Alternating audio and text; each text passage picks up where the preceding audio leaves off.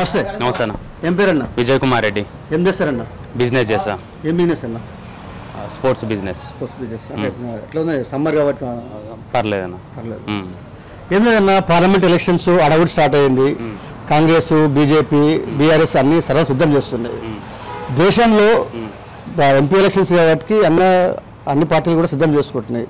దేశంలో భారతదేశం డెవలప్ కావాలన్నా, పేరు ప్రఖ్యాతులు కావాలన్నా ఏ పార్టీ అధికారంలోకి వస్తే బెటర్ అనుకుంటారన్నా? బీజేపీ పార్టీ అధికారంలోకి వస్తేనే బెటర్ అన్నా.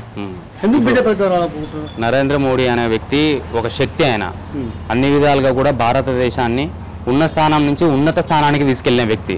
ప్లస్ ఈ 10 సంవత్సరాలలో ఏనాడు కూడా ఒక్క అవినీతి లేకుండా మన భారతదేశాన్ని ప్రపంచ పటంలో ఉన్నత స్థానంలో నిలబెట్టడానికి 100కు 100% కష్టపడుతున్న వ్యక్తి.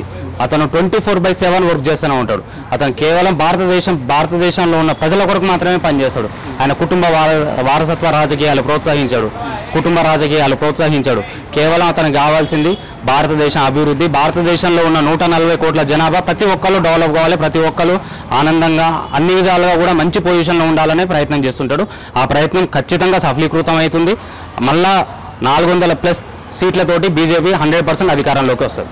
ఈ 10 సంవత్సరాల కాలంలో నరేంద్ర మోడీ గౌతమ్ అదానికి, ముఖేష్ అంబానీలో మాత్రమే పట్టం కట్టిండు. ప్రజలకు ఎలాంటి సాయం చేయలేదు, ఏమో డెవలప్ చేయలేదంటూ కూడా కాంగ్రెస్ పార్టీ ఆరోపిస్తుంది. ముఖేష్ అంబానీ, అనిల్ ఆదానీ అనే వ్యక్తి ఇప్పటికిప్పుడు డెవలప్ అయిన వాళ్ళు కాదు. వాళ్ళు కొన్ని సంవత్సరాల నుంచి కూడా వాళ్ళు ఆర్థికంగా బలంగా ఉన్న వ్యక్తులు. ఈయన వాళ్ళకి చేసేది కూడా ఏం లేదు. ఇప్పుడు ఎవరైనా వ్యాపారంలో చేసేటోళ్ళు ఖచ్చితంగా వాళ్ళ డెవలప్మెంట్ కొరకు వాళ్ళ ప్రయత్నాలు చేస్తుంటారు, వాళ్ళు డెవలప్ అయితేనే ఉంటుంటారు. అది బీజేపీ పార్టీకి సంబంధించింది కాదు, 100% అబద్ధం. అది ఈ నల్గొండ పార్లమెంట్ సెగ్మెంట్లో కాంగ్రెస్, బీఆర్ఎస్, బీజేపీ డి అంటే డి అంటున్నాయి. నల్గొండ పార్లమెంట్ సెగ్మెంట్లో బీజేపీ అవకాశం ఉంటుందంటారా? ఖచ్చితంగా ఉంటుంది. ఎందుకంటే ఇప్పుడు అంతా మోడీ మోడీ మోడీ అంటే డెవలప్మెంట్. మోడీ అంటే ఏంటిది? ఒక వ్యక్తి కాదు, ఒక శక్తి. మనకు కావాల్సింది ప్రతి ఒక్కరికి డెవలప్మెంట్ కావాలి. డెవలప్మెంట్ అంటే ప్రతి వ్యక్తి ఎదగాలి.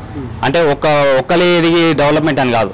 ఆయన ద్వారా ఏమవుతుందంటే ప్రతి ఒక్కరు కూడా ఆర్థికంగా మంచి పొజిషన్లో ఉంటున్నారు, అన్ని విధాలుగా సేఫ్ సైడ్గా ఉంటున్నారు, పక్కా సేఫ్ సైడ్. ఇప్పుడు మనకేమైంది, గత ప్రభుత్వంలో ఎక్కడ చూసినా కూడా ఏడ బాంబులు పడితే తెలియదు, ఎవరో మిలిటెంట్ వచ్చి పడతాడో తెలియదు. ఈ 10 సంవత్సరాలు జరిగిందా? జరగలేదు. కారణం మోడీ. ఎవరి కొరకు పనిచేస్తాడు? దేశ ప్రజల కొరకు పనిచేస్తాడు.